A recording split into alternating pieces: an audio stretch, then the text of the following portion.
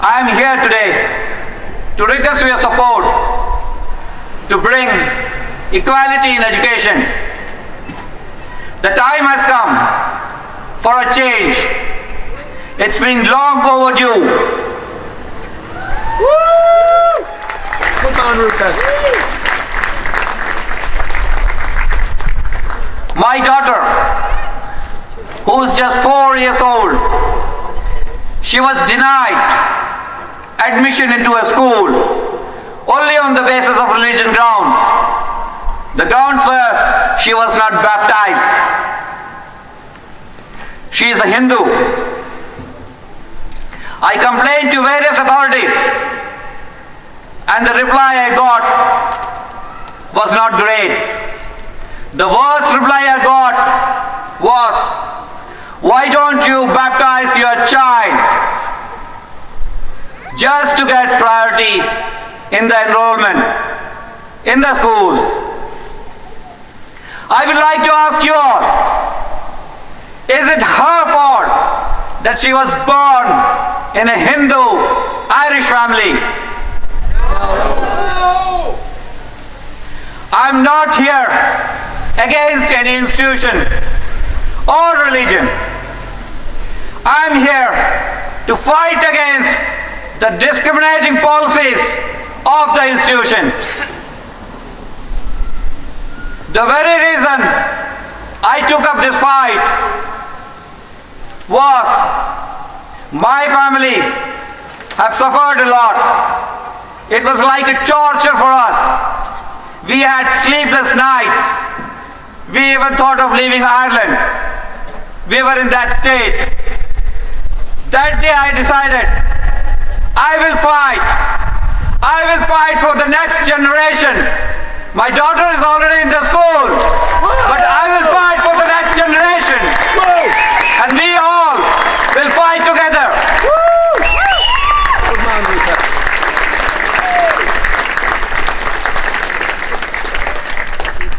Kids, they are future of a country, and all the kids, they should be treated equally.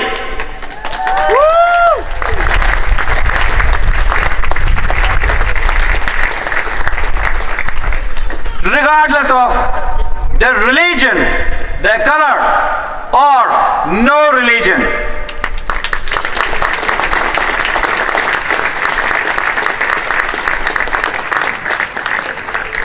The so-called our national schools, those who get most of their funding from taxpayers' money, that is your money and my money.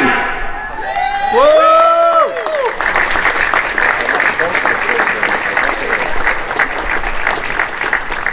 And these schools, they follow a policy of religion first in enrolling students, which is a discrimination.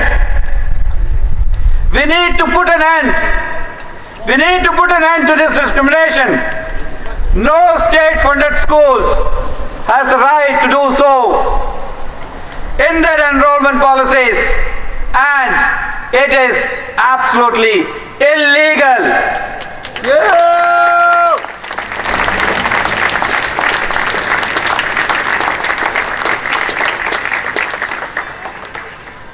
This discrimination, it doesn't stop after the enrollment.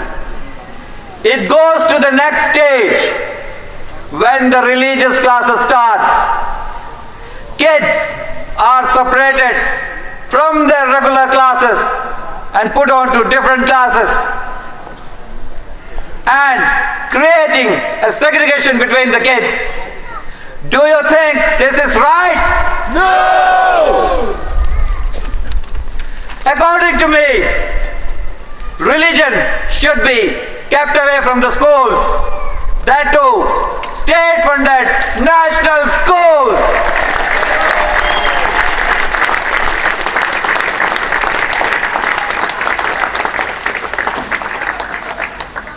Let's be a human first and then religious.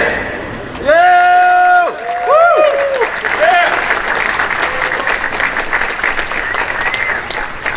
If you are aware, 97% of the schools are run by religious denominations, out of which 92% are run by Catholic institutions. I would like to ask you all a question that my daughter, she very often asks me this question, that is, Daddy, why am I not going to the same school where my friends are going? And I have no answer to this. I make stories just to please her because I don't want to fuel a small little brain with the word discrimination. Woo!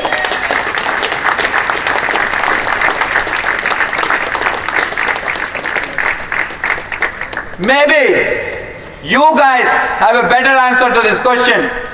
Do let me know after the march. Or maybe the Minister of Education has the better answer. UN, United Nations Human Rights Committee has repeatedly called on Irish government to establish non-denominational or multi-denomination schools, but our government, they are not doing enough. I would like to call on the Education Minister to bring in a legislation to ensure that no children are discriminated during the enrollment in schools and when they are in schools only on the basis of their religion.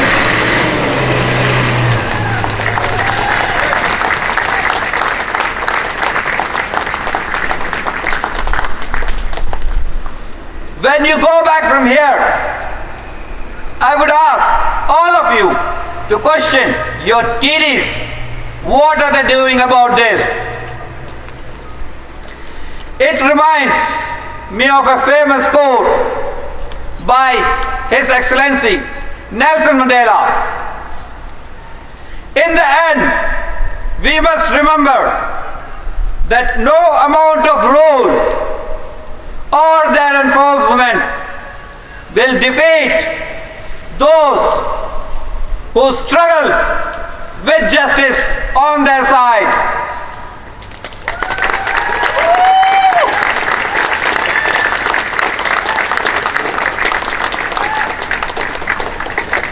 Now, we all have to make a promise here today to ourselves that we are here on a mission and we will not stop till we secure a bright future for our kids, for the next generation.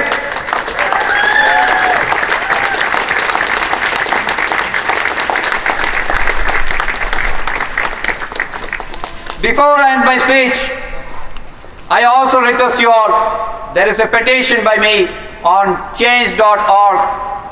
If you look for remove religious discrimination in Irish schools, please log on to that and sign the petition as well. And once again, thank you all for coming in such large numbers. Thank you.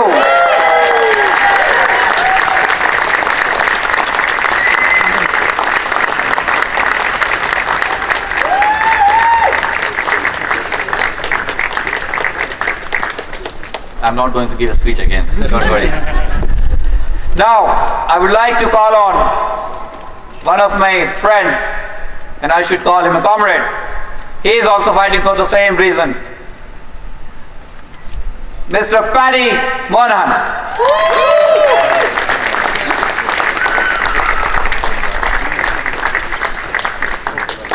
Hi everyone.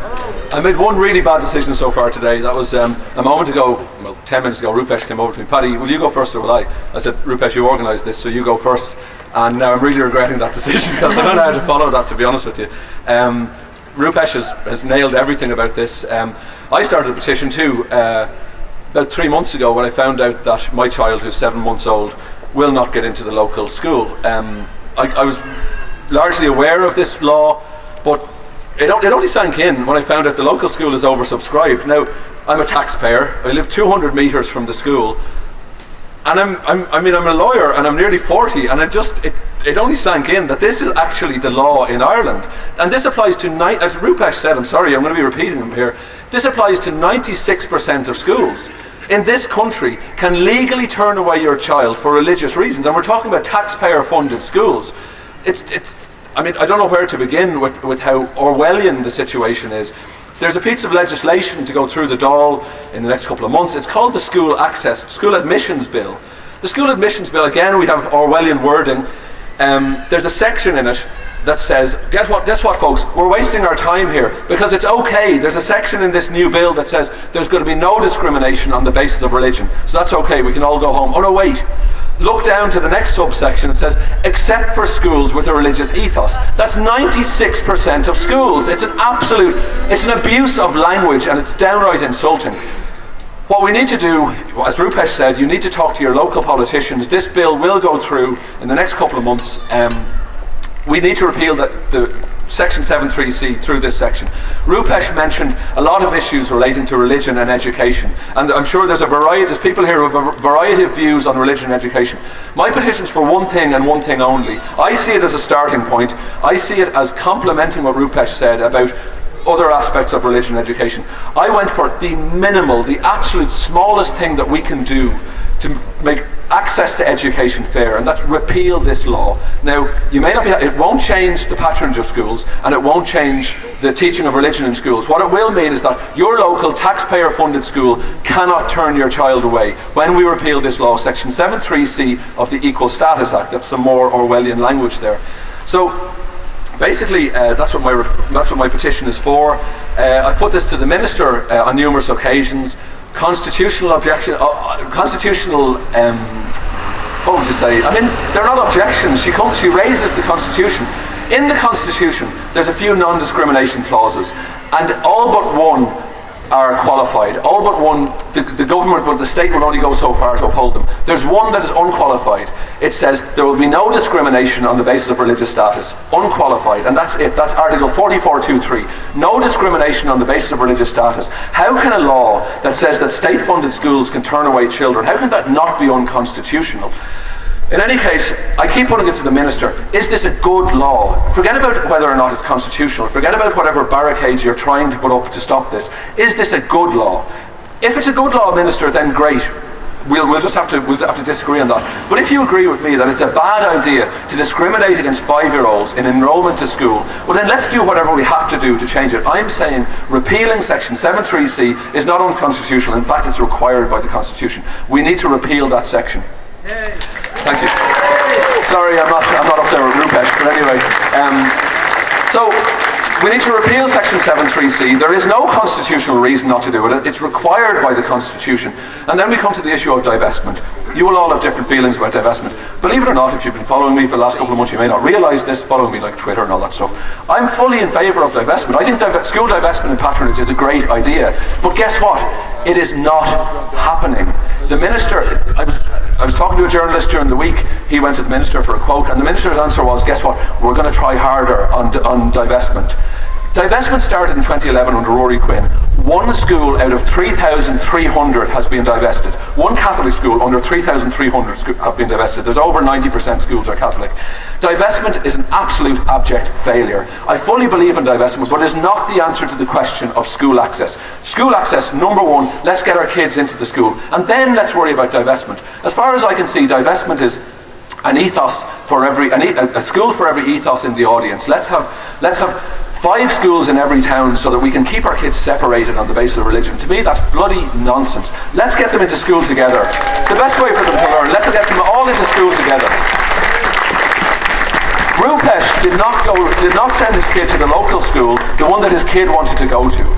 He didn't try and send her to that school because he wanted secretly a Hindu school built next door. He just wanted his kid to go to school with his friends. That's all I want my kids to do. The minister keeps on fudging this, talking about divestment, which is a good idea, but first and foremost, we need to get rid of the law that says we can turn children away based on religion.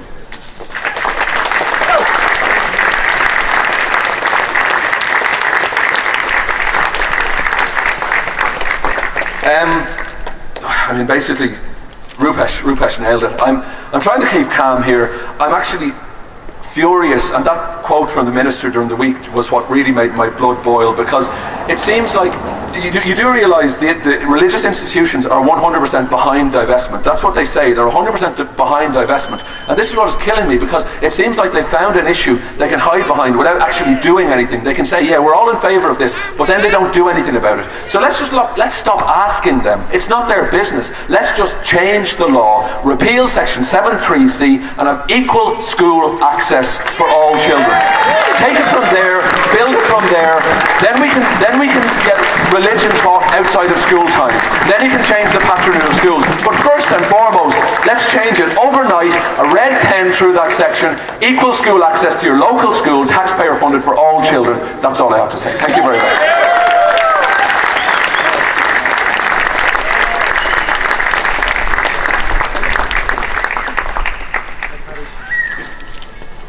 Don't worry, we won't take too much of your time. Now we have another parent, Nikki.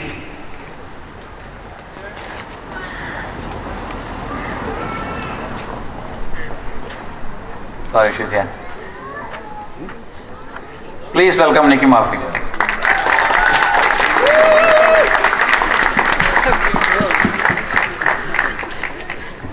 I'm a bit shorter. I'm really sorry. I'm going to keep this very short, mostly because the two guys said it all really. So for those of you who don't know me, my name is Nikki, and I have two little boys, and we are a non-religious family. We're raising our children without religion, so for that reason we would actually prefer to send our child to an Educate Together school in our community, but unfortunately there's none available. Ruben was supposed to start school in 2015, but despite applying to 9 schools for him, I had to defer him starting school for another year. So for this year, I'm trying to enrol him in 15 schools.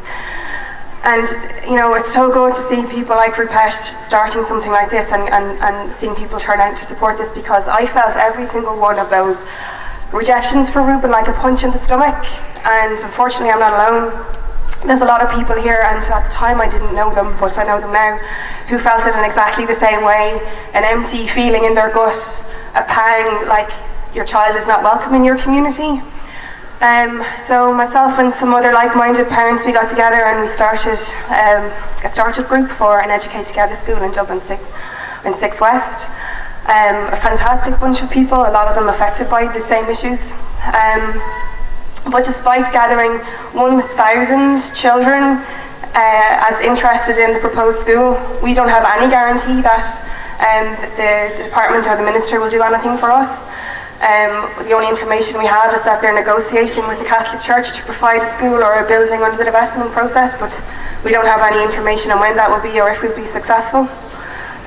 Obviously that's what we want, because although it's equal school access is very important. I mean, these are all state-funded schools and no child should be... I mean, Ruben's a Category 4 child, he's a Category 9 child, he's a Category 11 child in the local school enrolment policies. Like, we're not talking about second-class citizens, it's much worse than that. But you start to ask yourself, well, is that the type of environment you want for him during the school day? And it's not.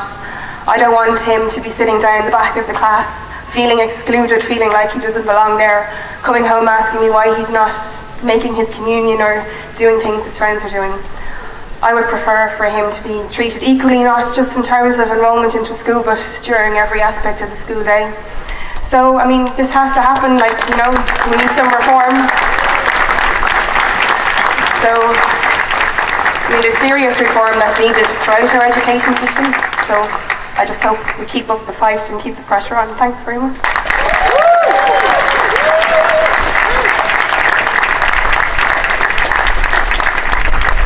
Thank you, Nikki.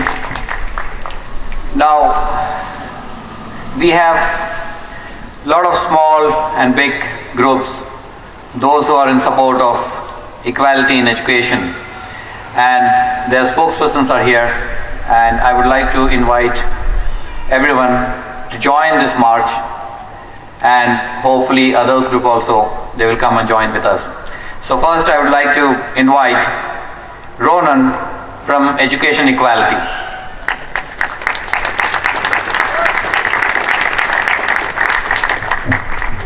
Hi everyone, my name is Ronan O'Donnelly and I'm working with a new group called Education Equality.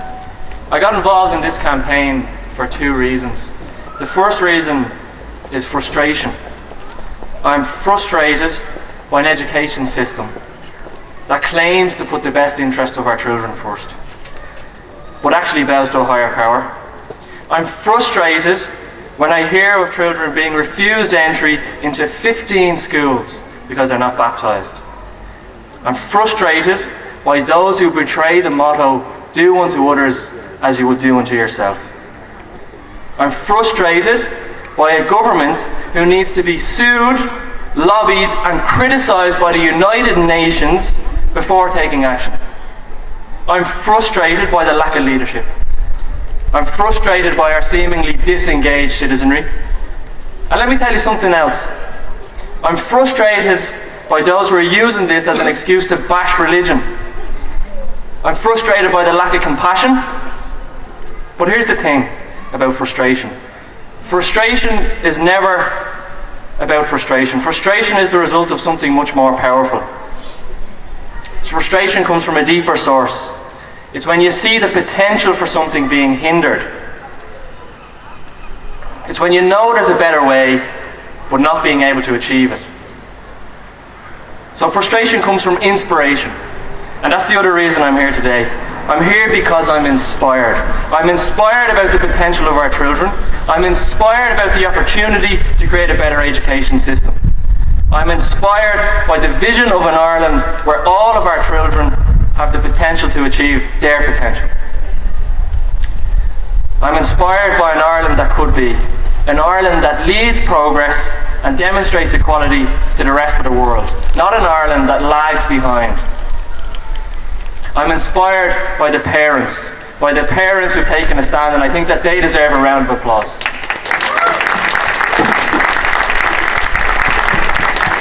I'm inspired by the people who've shown the courage to embrace change. I'm inspired by the hundreds of parents, families, young people and volunteers who've decided that now is the time for change. And most importantly, I'm inspired by change. So let's recognise our frustrations.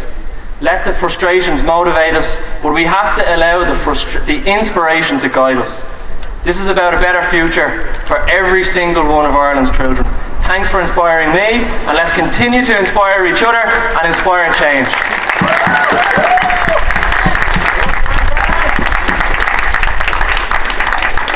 Thanks, Ronan. Now we have Michael Nugent from Atheist Ireland. Please welcome.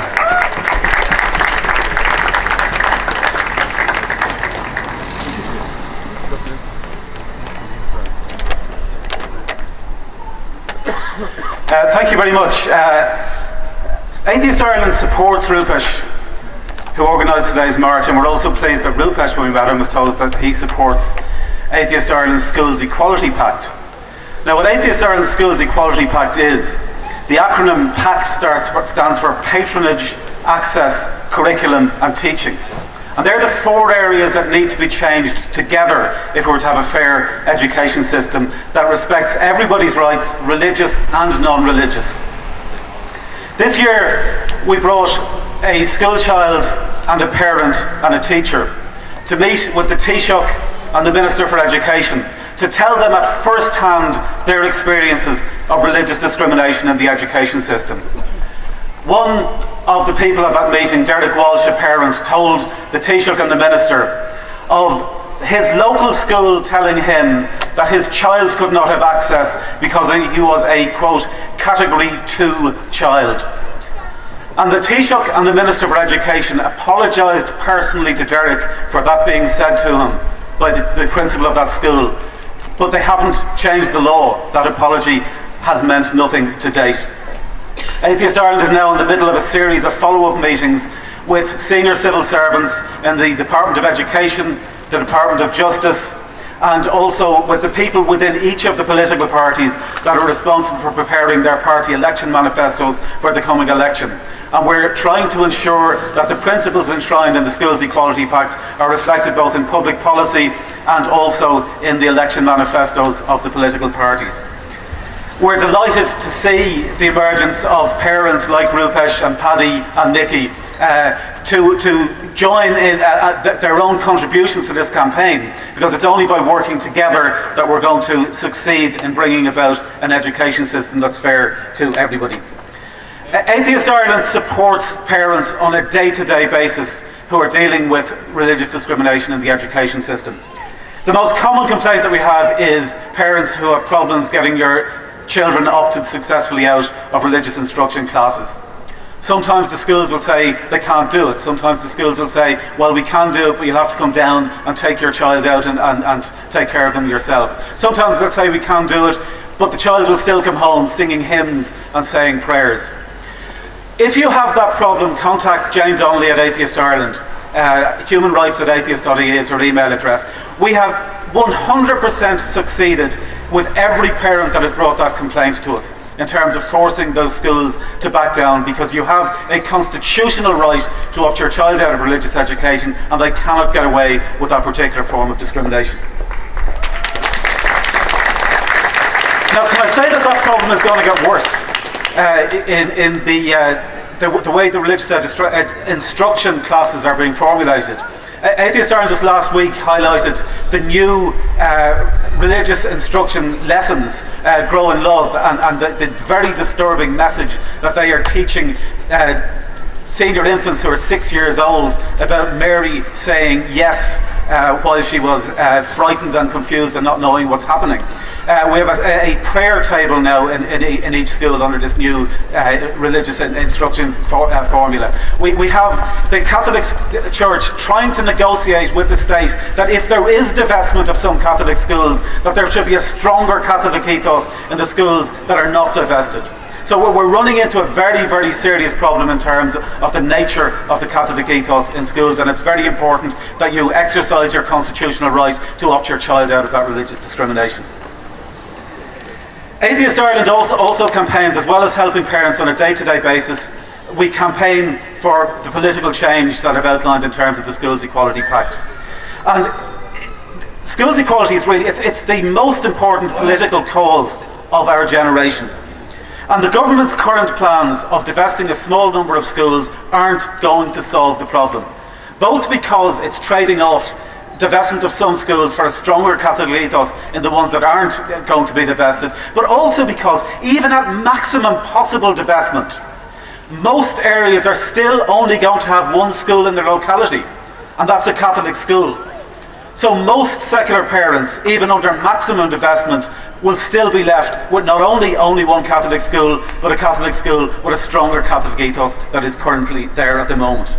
Now, on all 4 areas of the Pact, Atheist Ireland has been making progress over the past few years. We've already succeeded, and we were there at all of the meetings that the UN Human Rights Committee and Economic and Social and Cultural Rights Committee, plus the Council of Europe, plus the OSCE, have been negotiating these conclusions to Ireland that they're breaching the human rights of non-religious parents. And we've also been the only group at those oversight meetings. Atheist Ireland has been the only group that has also been highlighting the plight of religious minorities in Ireland, both in terms of parents and also in terms of teachers. And we have ensured that the conclusions that were initially about discrimination against non-religious parents are also tackling discrimination against non-religious and minority faith parents. Domestically, on patronage and access, we've already got the Oireachtas Education Committee, when they were discussing the schools admissions bill, we've already got them to conclude that the patronage system itself, that multiple patronage and multiple ethos can lead to segregation and inequality in admissions, and that the purpose of an admissions policy should be inclusion and equality. That's a significant breakthrough that the Oireachtas Education Committee has come up to that conclusion. Now, of course, the government are ignoring that, but it's still on record. If you go to the report of the Oireachtas Education Committee, we highlighted to them that this would be unacceptable in any other area of public service.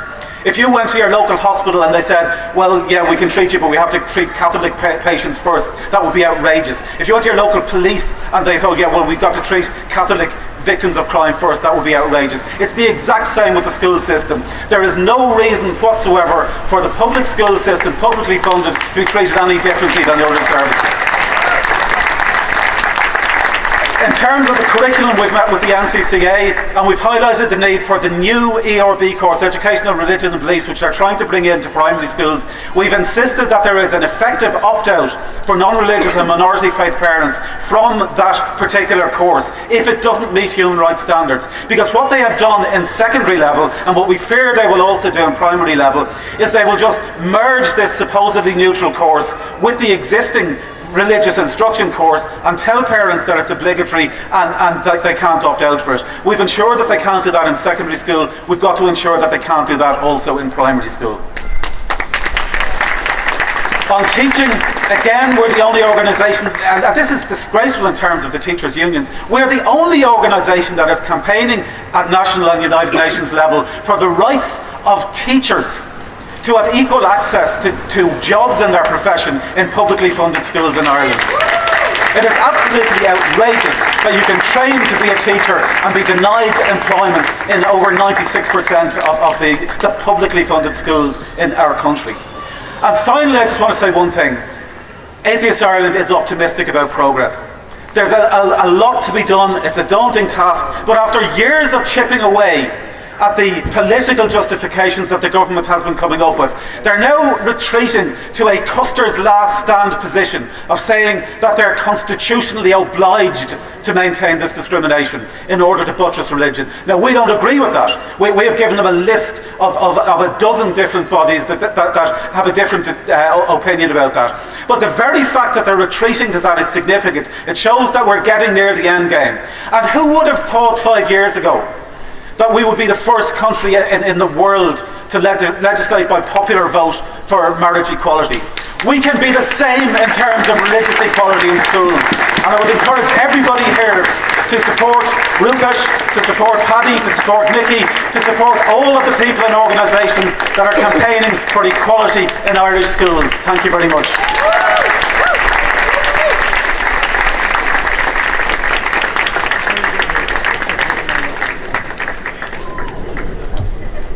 Now we have John Suttle from Irish National School Trust.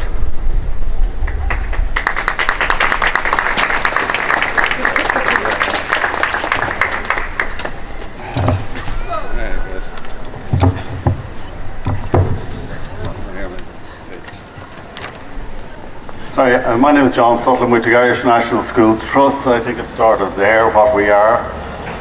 Every child in Ireland, regardless of their religious belief, has a constitutional and legal right to attend their local national school. You are being deceived and lied to by the government and by the churches.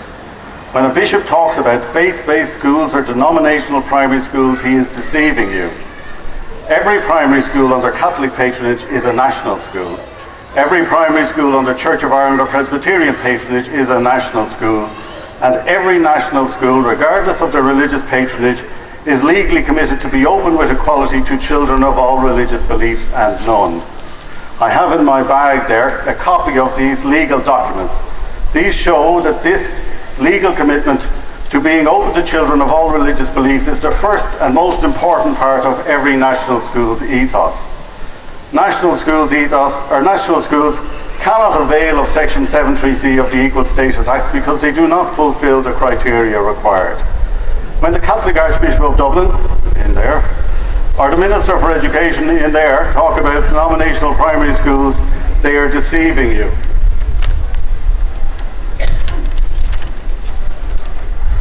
They know that every primary school in receipt of any state funding is a national school. The Minister and the Bishops never use the term national school because they know that every national school must be open to every child. They know that a Catholics first and a Protestant first and a Muslims first admissions policy is illegal. Now Now I'm calling on everyone here to do something about this. Find out about the history and foundation documents of your local school. If you're on a board of management, check your admissions policy and bring a proposal to your next meeting to remove any religious discrimination. If you're a parent of a young child, contact the Parents Association of your local national school and ask them to contact the Board of Management and the National Parents Council to stop this illegal religious discrimination. Everyone should contact their local TDs and ask them to stop this illegal religious discrimination. Religious discrimination in national schools has been condemned as illegal by the Irish Human Rights Commission, by the United Nations, by the Supreme Court and High Court in Ireland, by the government's own constitutional review group. There is no government report that has ever recommended that we should segregate our society along religious lines. I'd like to thank Rupesh Panikkar for organising this march, and Paddy Monaghan and the Humanists Association of Ireland, the Midwest Humanists, and particularly Atheist Ireland for their Trojan work on this issue.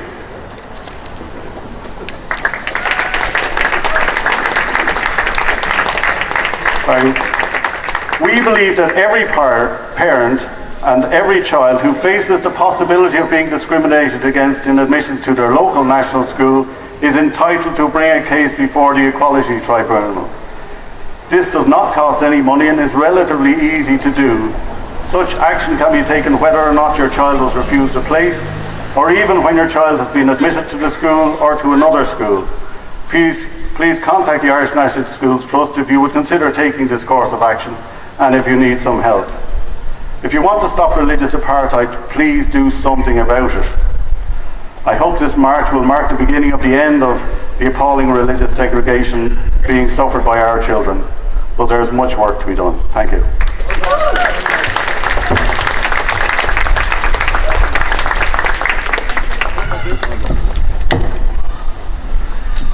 Thank you for your patience. Not the last, but we have Faulkner from HAI. Please welcome him.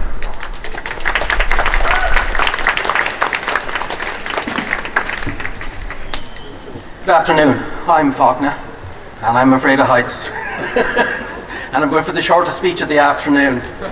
Humanist Association of Ireland have objected to this baptism cert ridiculous situation for quite some time.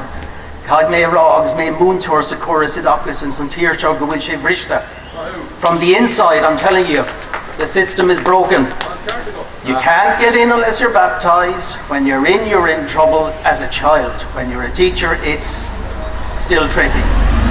It starts here. It starts by realizing you're not alone. Today you are losing your status as the silent minority. Well done.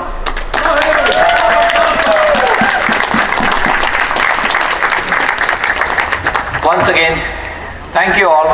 Thank you for coming, and we are here for a long haul. We are not going to stop till we bring an end to this discrimination. Thank you.